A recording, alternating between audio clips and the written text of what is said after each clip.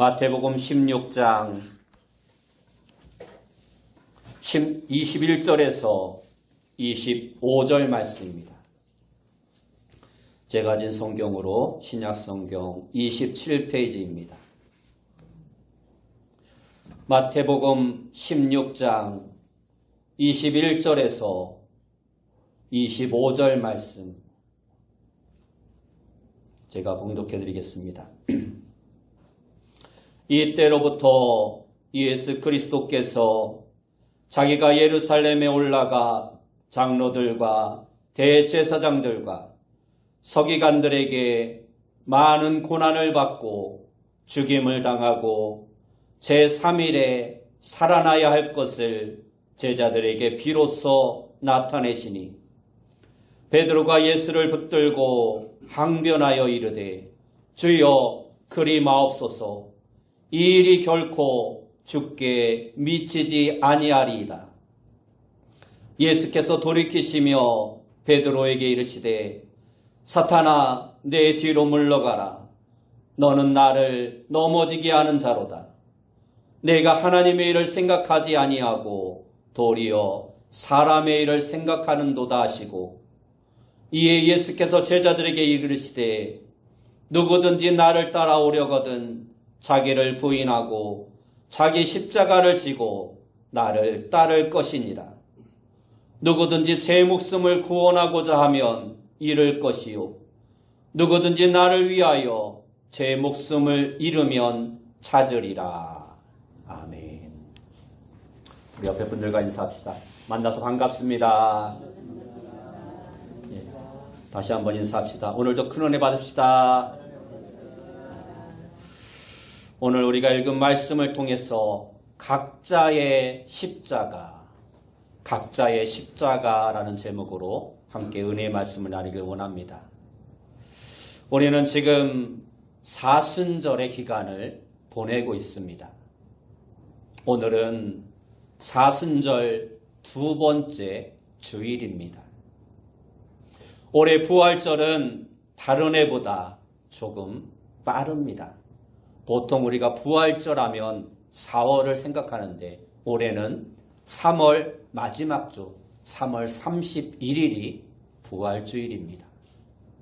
그래서 올해의 사순절은 지난 2월 14일부터 3월 30일까지입니다. 이 기독교의 사순절 절기는 아주 오래전부터 지켜왔습니다. AD 325년 니케아 종교회의에서 결정되어 지금까지 온 세계 교회가 예수님의 부활절 앞 40일을 기념하여 사순절이라는 것을 지키고 있습니다.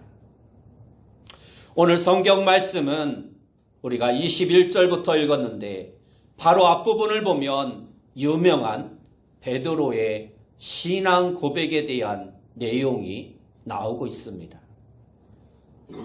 예수님에게 그동안 많은 훈련을 받은 제자들은 시간적으로 이제 3년이나 예수님과 함께 동행하며 예수님의 기적과 여러 가지 사건들을 목도하였습니다.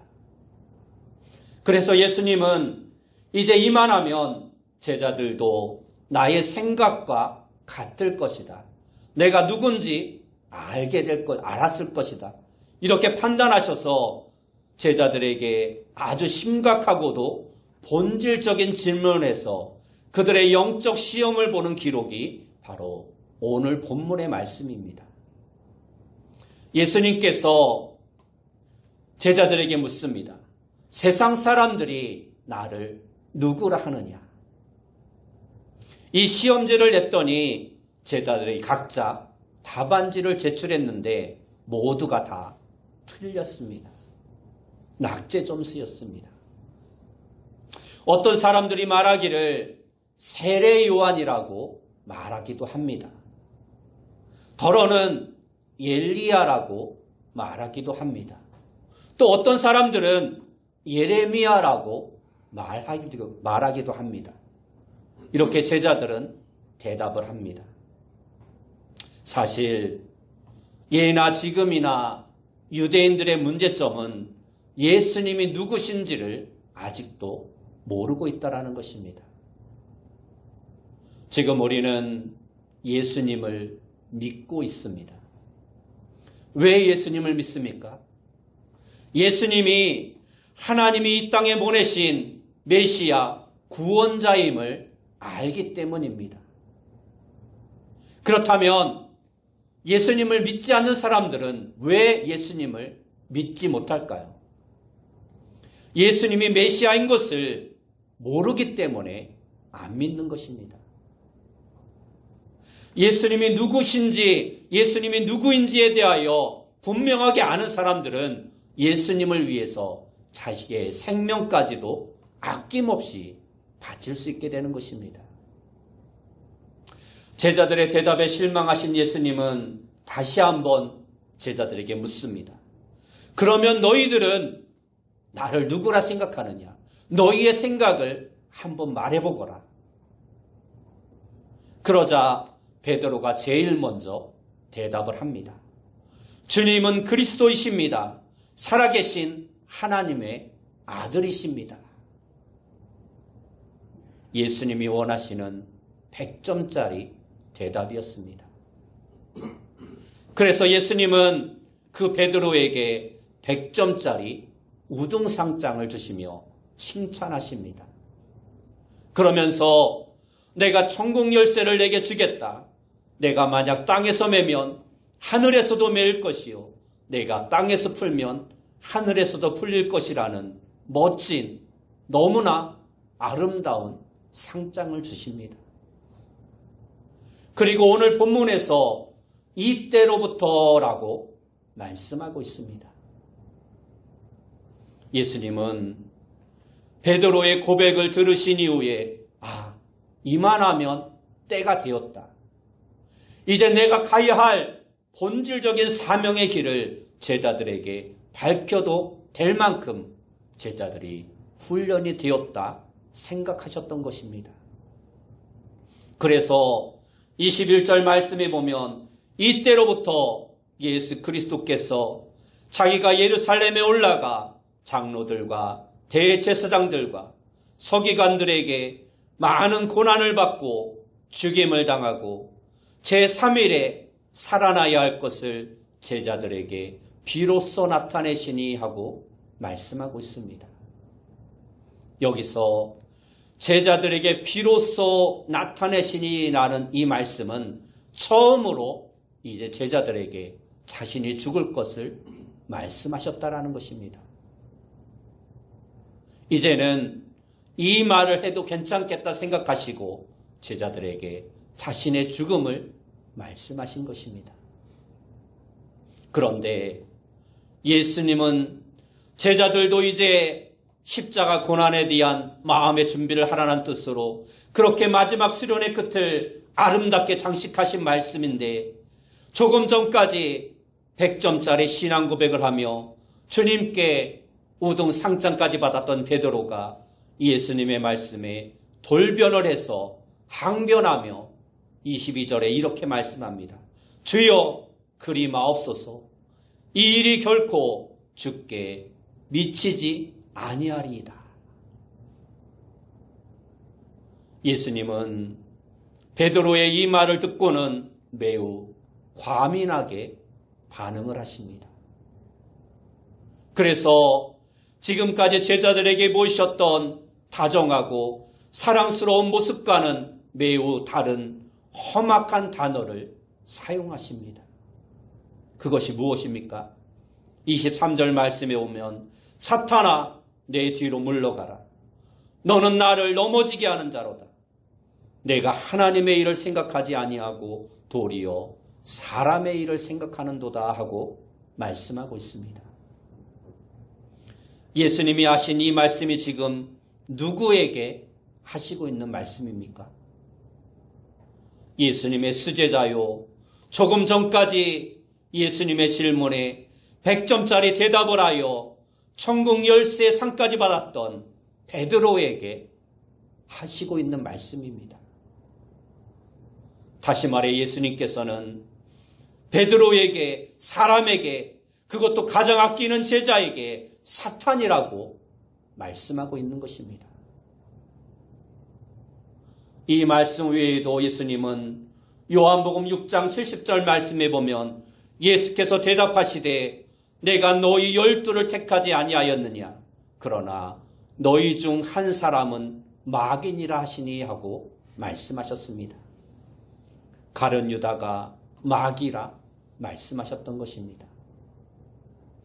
성경에 기록된 분위기로 평가하여 우리 그리스도인들은 베드로를 모범생으로 판단합니다.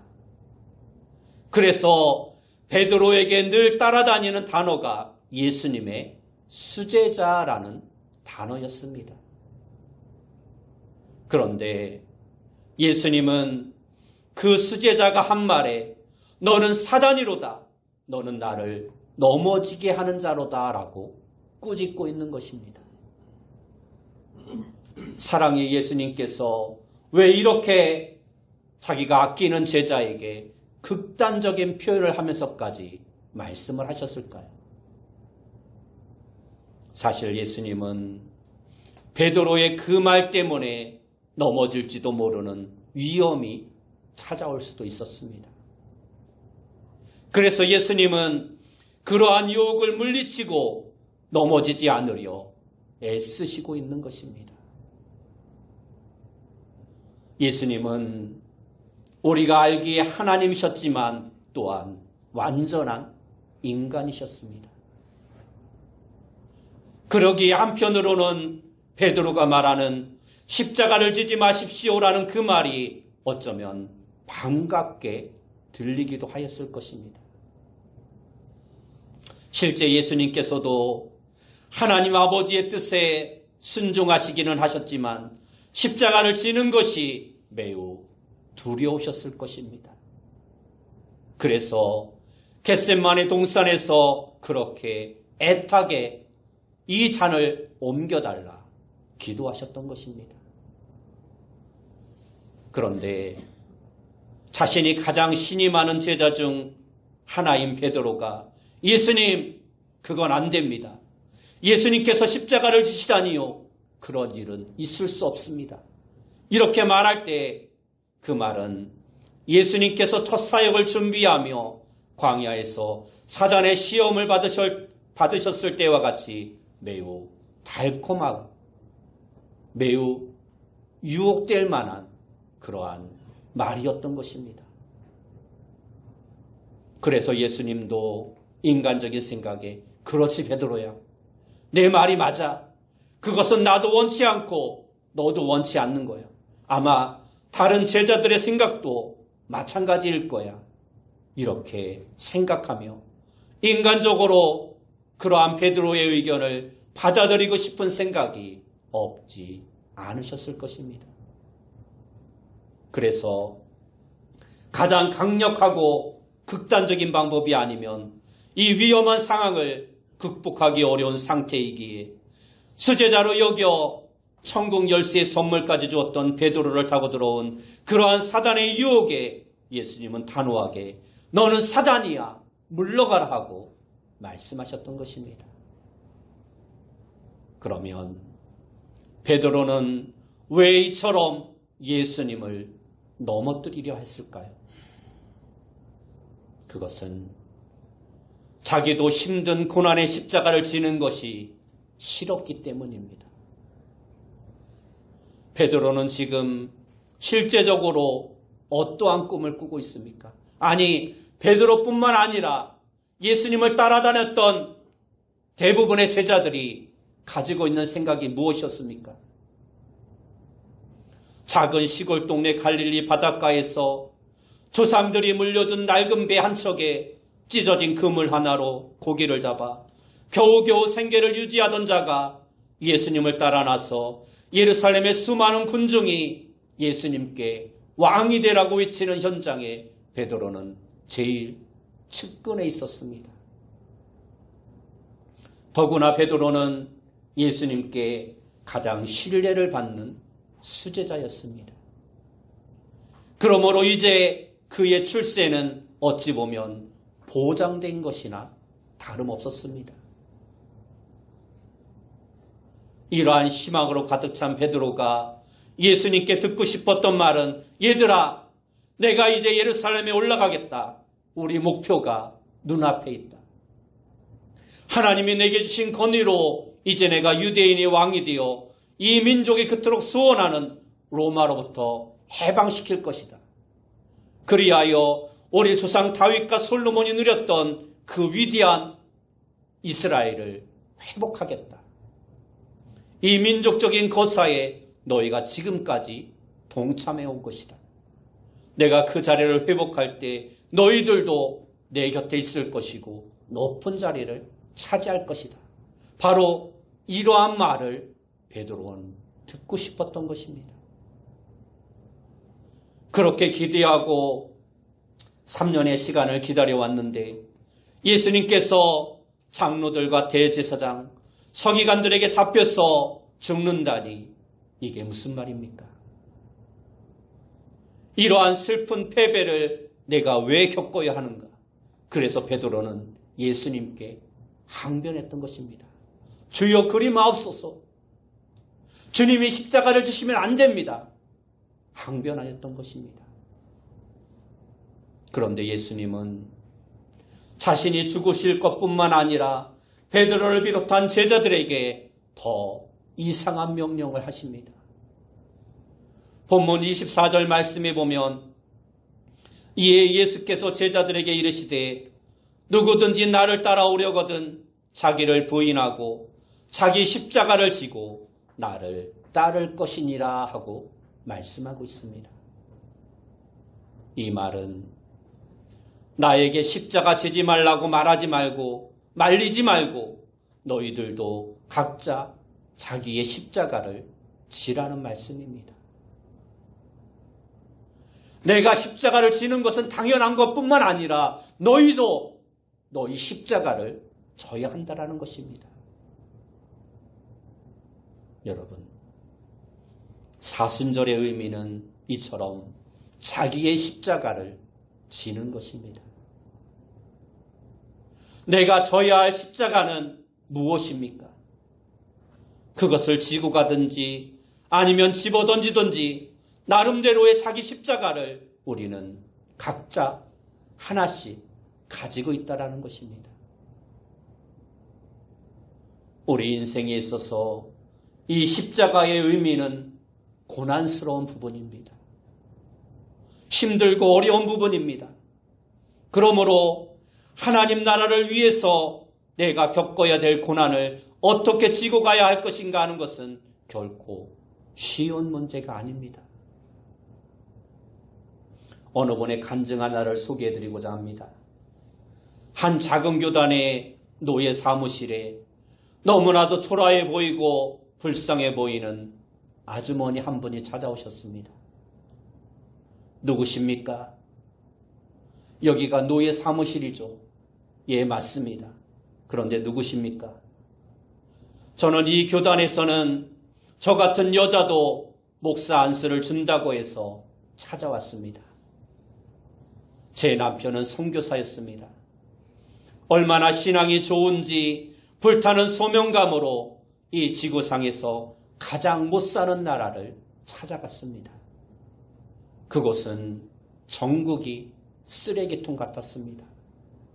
지저분하고 더럽고 위생시설도 엉망이었습니다. 어디를 가나 모든 사람들이 다 거짓대 같은 인상을 주었습니다. 그런데 제 남편이 얼마나 신앙이 뜨거운지 그 열악한 환경에 가서도 자기 몸을 돌보지 않고 무리하게 밤잠을 자지 않고 열심히 사역을 해서 제가 말렸습니다. 여보, 평생 목회를 하고 평생 선교를 할 것이지 1년만 하고 말 것인가요? 뭐 이렇게 야단을 부립니까? 좀 천천히 좀 하세요.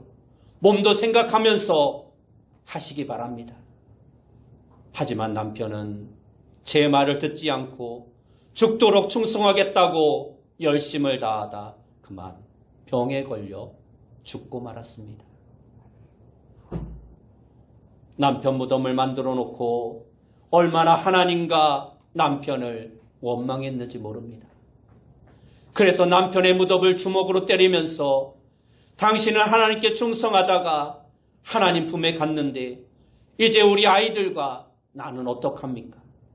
내가 좀 천천히 하라고 했잖아요. 이 나라에 내가 아는 사람이라고는 한 사람도 없고 돈도 없는데 혼자만 충성하다가 그렇게 주님 품으로 가면 나는 어떻게 합니까? 하나님 믿기도 싫고 남편도 믿고 성교고 뭐고 다 싫다. 이게 우리 가족이 하나님께 충성한 보답인가? 그래서 한없이 눈물을 흘리고 있을 때 하늘로부터 난데없이 음성이 들려왔습니다. 그 음성은 너도 이 땅에서 죽어 내 남편 곁에 묻혀라 라는 음성이었습니다. 듣기 싫은 말이라 누구냐고 소리를 쳤습니다. 그러나 주위에는 아무도 없었습니다. 비로소야 주님의 음성임을 깨닫게 되었습니다. 제가 이 일을 계속하려면 목사 안수를 받아야 하기 때문에 이곳을 찾아온 것입니다. 저는 남편과 함께 신학을 공부했습니다. 여기에서는 여자에게도 안수를 준다고 해서 찾아온 것입니다. 저에게 목사 안수를 주시면 제가 다시 돌아가서 남편이 묻힌 그 나라에서 헌신하고 봉사하겠습니다. 아버지가 주신 십자가 집어 내동댕지기 치고 싶지만 벗겨주시지 않기에 충성하고자 합니다. 말하는 것이었습니다. 그 여인은 그곳에서 목사 안수를 받고 지금도 그곳에 가서 열심히 선교의 사역을 감당하고 있다고 합니다. 사도 바울은 고린도전서 9장 16절에서 내가 복음을 전할지라도 자랑할 것이 없음은 내가 부득불 할 일이라. 만일 복음을 전하지 아니하면 내게 화가 있을 것이로다 하고 고백하였습니다. 이것이 바로 사명감이라는 것입니다. 그러므로 하나님이 맡겨주신 일에 우리는 자원적으로 응답하는 자가 되어야 합니다. 불평하고 원망하는 것은 하나님이 기뻐하지 않으시고 오히려 기쁨으로 일하는 자들에게까지 불평만 심어놓게 됩니다. 일반적으로 별로 하는 일 없는 사람들이 오히려 큰 소리를 치는 경우가 많습니다. 누가 너더러 그런 일을 하라고 했어. 하기 싫으면 그만도 하고 말만 잘합니다. 예수님도 이 잔을 내게서 옮겨주옵소서. 하나님은 못하실 일이 없지 않습니까? 라고 애써 기도하셨지만 하나님은 예수님이 지셔야 할 그 십자가의 잔을 옮겨주시지 않으셨습니다. 그러면서 내가 그 잔을 마셔야 돼 말씀하십니다. 이처럼 고난의 십자가, 이것은 우리가 평생을 가지고 지고 가야 될 하나님이 우리에게 주신 사명인 것입니다. 그러나 이 고난의 십자가가 우리의 사명이기는 하지만 그 길은 너무나도 힘든 길입니다. 쉽지 않습니다. 어렵습니다. 그러기에 제자들도 그 길을 피하고 싶고 예수님조차도 그렇게 겟세마네 기도를 하셨던 것입니다. 그러면 우리는 어떻게 우리의 십자가를 져야 할까요? 하나님은 희생 없는 헌신을 싫어하십니다. 그러므로 우리 모두가 십자가에 피를 흘려야 하는 것입니다. 십자가 없는 헌신은 헛된 것입니다. 자존심만 세우고 자기 영광이나 찾으려 하는 것은 십자가를 지는 것이 아닙니다. 예수님의 십자가 흉기를 꾸민 사람들은 서기관과 제사장, 장로들이었고 거기에 노란한 사람은 가룟 유다였습니다. 또한 예수님을 십자가에 못 박으라고 공개적 고소를 한 사람들은 유다 백성들이었습니다. 그리고 민중의 데모가 두려워 궁계 처형을 명령한 사람은 빌라도였고 실제 목을 박은 사람은 빌라도의 부하 군병들이었으며 영문도 모르는 군중들은 군중 심리에 휩쓸려 박수를 치고 환호하였습니다. 그러면 예수님은 그 많은 사람들 중에 누구를 원망하며 누구와 싸워야 합니까? 아무도 원망의 대상이나 싸움의 대상이 될 수 없습니다. 그래서 예수님은 아무 대답도 안 하시고 십자가 위에서 그들조차 바라보지 않으시고 오직 한 분 하늘을 우러러 하나님만 바라보았습니다. 빌라도가 내가 너를 놓아줄 권세도 있고 죽일 권세도 있다 하며 질문하였을 때도 아무 대답도 하지 않으셨습니다. 왜 그러셨습니까? 아버지 하나님이 내게 주신 십자가, 그 십자가를 순종하고 지고자 오직 하나님 한 분만 바라보았던 것입니다.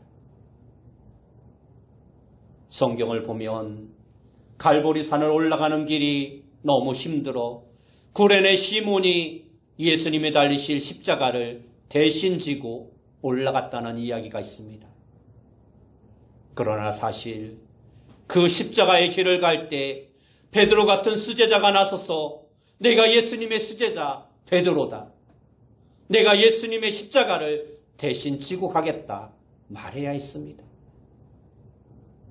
아니면 예수님의 제자 가운데 그래도 젊고 예수님에게 가장 많은 사랑을 받았던 요한이 예수님 비키세요. 제가 젊지 않습니까? 제가 대신 지겠습니다. 말해야 했습니다. 만일 그러했다면 예수님이 얼마나 기뻐하셨겠습니까? 그러나 어디로 갔는지 예수님의 제자들은 하나도 보이지 않았습니다. 모두가 다 십자가를 지는 것을 싫어하였기 때문입니다. 두려웠기 때문입니다. 제자들이 예수님과의 관계가 두려워 그러했다면 날 때부터 소경이었다가 예수님 때문에 눈을 뜬 사람이 이때 나타나 예수님, 제가 예수님께서 눈을 뜨게 해주신 바로 그 사람입니다. 예수님 비키세요. 제가 예수님의 십자가 대신 지겠습니다. 말할 수 있었을 것입니다. 중풍병에서 고침받은 사람, 오병이어의 기적을 경험한 사람은 남자만 해도 5,000명이었다라고 말합니다. 10명의 문둥병자가 모두 고침을 받았습니다. 그 외에도 예수님께 고침을 받고 예수님에게 은혜를 받은 사람들은 수없이 많았습니다. 그러나 그들 중 어느 한 사람도 예수님이 십자가를 지고 가실 때 예수님, 제가 예수님의 십자가를 대신 지겠다 나서는 사람이 없었습니다. 이처럼 세상 사람들은 모두가 다 십자가를 지는 것을 싫어합니다. 고난을 싫어합니다. 북유럽의 국가들을 보면 덴마크나 노르웨이, 핀란드, 스웨덴 같은 나라의 국기를 보면 그 국기에 십자가가 다 그려져 있습니다.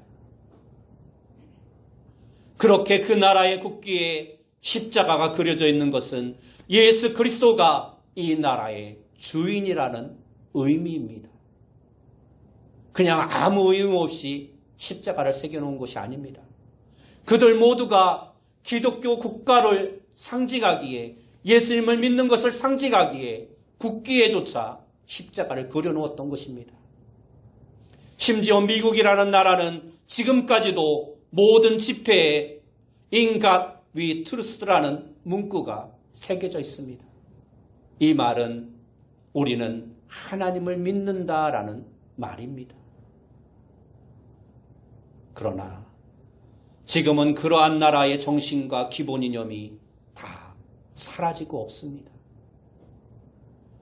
사랑과 희생과 봉사에 대해서 말들은 잘하는데 정말 자신들이 져야 할 십자가는 지지 않으려 합니다. 자기만 중요할 뿐 다른 사람들이 어찌되든 상관하지 않습니다. 그래서 지금도 전 세계 여러 곳에서 전쟁과 싸움이 끊이지 않고 있는 것입니다. 해마다 이맘때가 되면 세계 여러 곳에서 십자가 행사가 열린다고 합니다. 세계 각국에서 온 사람들이 예루살렘 예수님이 십자가를 지고 올라가신 그 길을 우통을 벗고 십자가를 만들어 지고 올라가는 행사를 해마다 한다고 합니다. 심지어 필리핀에서는 실제로 자원자의 손에 십자가 못을 박습니다. 진짜로 십자가 손에 못을 박는 것입니다. 그 고통을, 예수님이 누리셨던 그 고통을 직접 체험하고자 자원자에게 손바닥에 못을 박습니다. 물론 박은 후에 바로 빼서 치료를 해주기 때문에 생명에는 지장이 없습니다. 손에 못을 박는다고 죽겠습니까? 죽지 않습니다. 바로 치료를 해주기 때문에. 그런데 자원자들이 그렇게 많다고 합니다.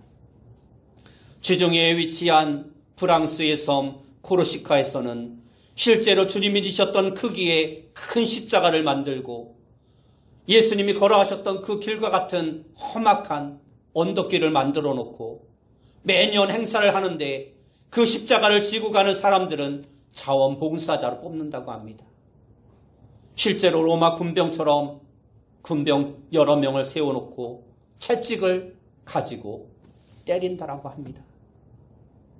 자원자들은 정말로 온몸에 피를 흘리며 십자가를 지고 가다 쓰러지고 또 쓰러지고 그렇게 고생을 하면서 하는데 그 신청자가 무려 지금 신청해도 40년을 기다려야 할 만큼 사람들이 줄을 서고 있다고 합니다.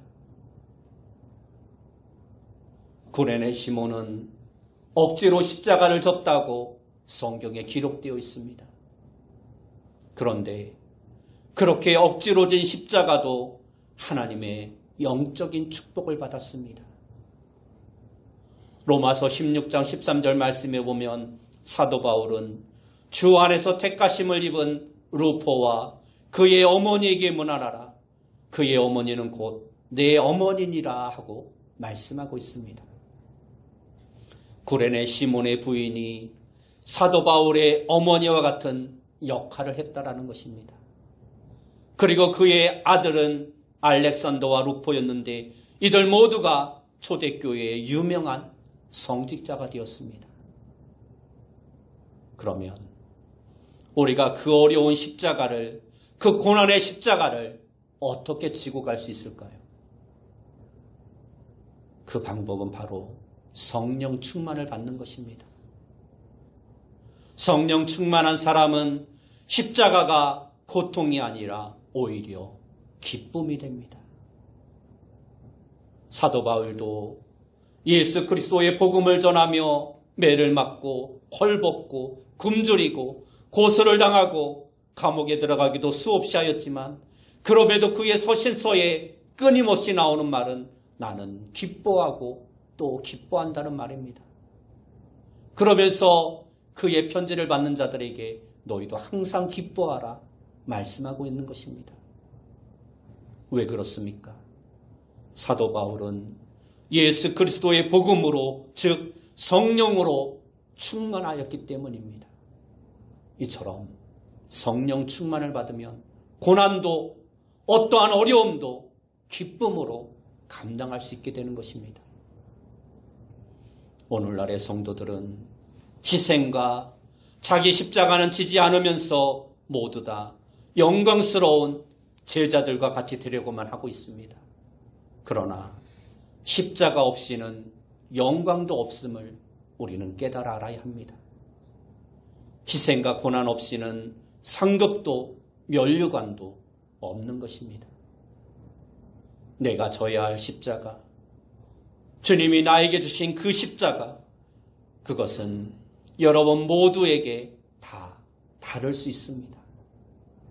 그러나 그 십자가가 어떠할지라도 비록 주님이 주시는 그 십자가가 고통과 아픔과 상처뿐인 길이라 할지라도 세상 사람들이 인정해주지 않고 비웃고 조롱하고 멸시할지라도 오직 하나님만 바라보며 믿음으로 성령 충만으로 그 길을 걸어가 하나님이 주시는 귀한 상급을 받아 누리는 귀한 성도님들이 다 되시길 예수님의 이름으로 축원합니다.